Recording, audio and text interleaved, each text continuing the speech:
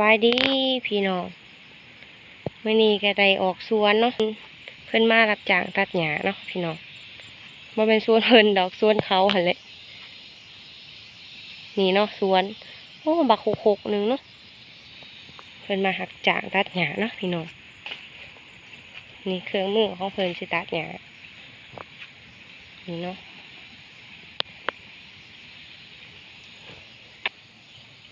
พุ่น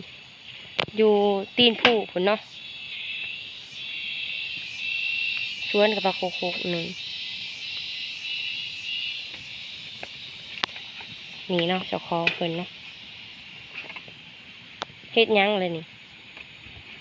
ได้ เฮ็ดหยังเลย ไป นี่ ดีนังเลย สบายดีสิเฮ็ดหยังนี่ ใส่น้ำมันตัดหญ้านังเลย รับจ้างหรือว่าสวนเจ้าเอง รับจ้างแดดเลย เออ ผมเป็นสวนเองเลยนะ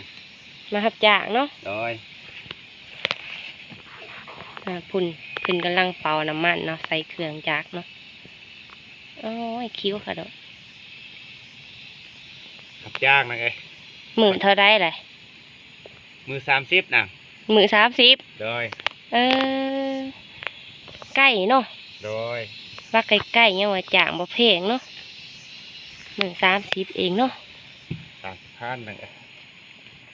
คุ้มอยู่บ่เลย พวกคุ้มก็เช็ดทั้งได้นังเลยเขาบ่มีข้าวกินเลยนะ เอาออกก่อนเบิ่งหันผาดปากจ้ะฮะ อ๋อออกก็ฮ้อนแล้วนังเลย เขาบ่เห็นหน้าเห็นตาดิ โดย เขาเมาหรือว่าจ้างเป็นมือนี่ เป็นมือนี่แหละนะ เป็นมือ โดย จักมือแล้วมานี่ กำลังมือนี่แหละ มือเดียวนี่บ่ โดย มือแรกเนาะ โดยมือทุกอิดแล้วนี่นังเลย โอ้ตัดทรงผมใหม่บ่ โดย โอ้ตัดผมใหม่แล้วเนาะ โดยเทปะนะ โอ้แห่งเท่กว่าเก่าเนาะ โดย เพิ่นตัดผมทรงผมใหม่ได้พี่น้อง เอาคนเทอยู่แล้วนังเลย โอ้ยเนาะคนกะเทอยู่แล้วเนาะ โดย เพิ่นกำลังอีหยังล่ะค่ะน้ำมันเครื่อง โดยแล้วมันเครื่องเลย โอ้ปนใส่กันในนั่นบ่ โดย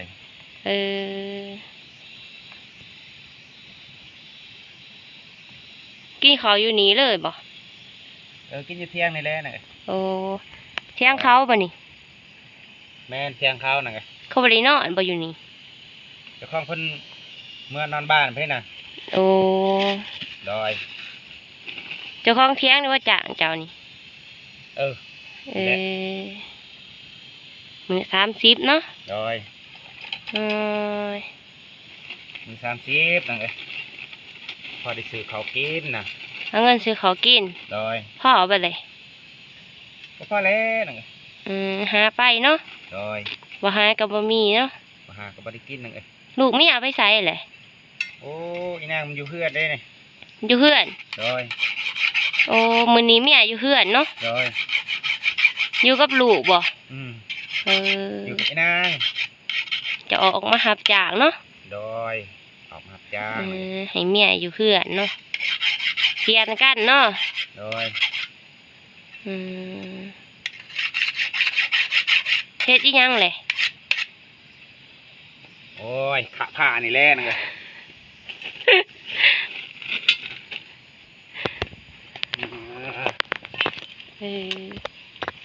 โอ้แล้วก็ใส่บ่ข่อยถามแล้วข่อยก็บ่จักเนาะ เป็นประจักษ์นางเนาะ บ่จักแล้วข่อยบ่เคยข่อยหาก็เห็นนี่เขาเฮ็ดได้เลย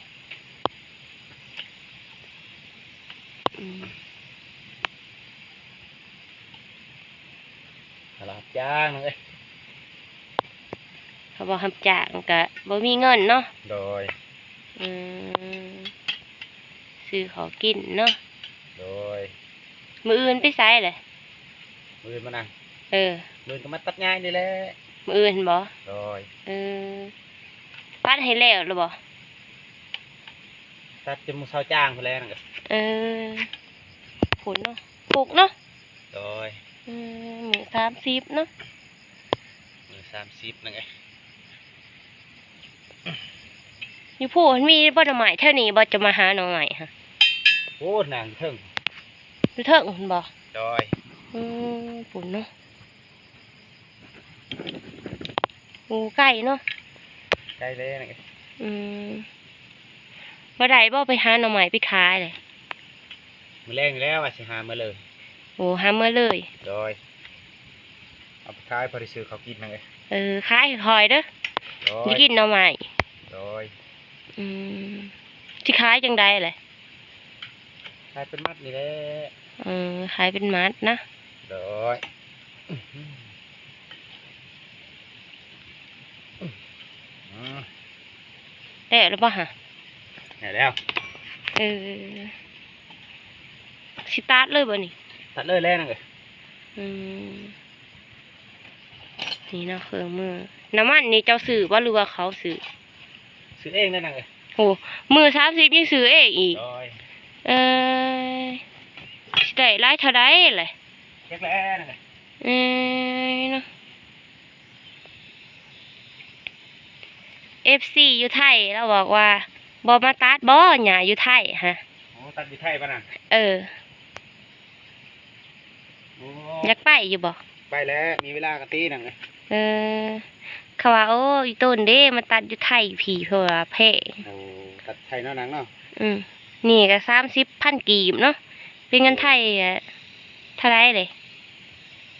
จักหน้าน่ะ 30,000กีบพี่เนาะอยู่นี่เนาะ30,000กีบล่าเอา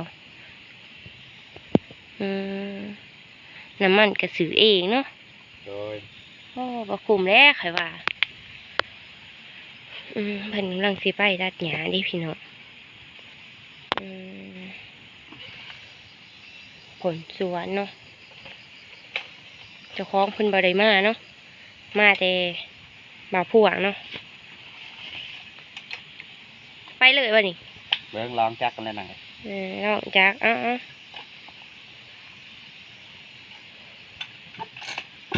โอ้โหติดเลยเนาะเล่นได้ใจเลย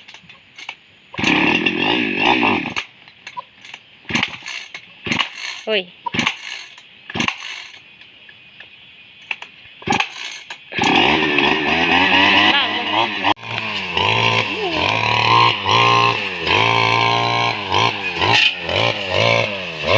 เพิ่นตัดหญ้าแล้วเนาะก็มาทายเพิ่นเนาะพี่น้อง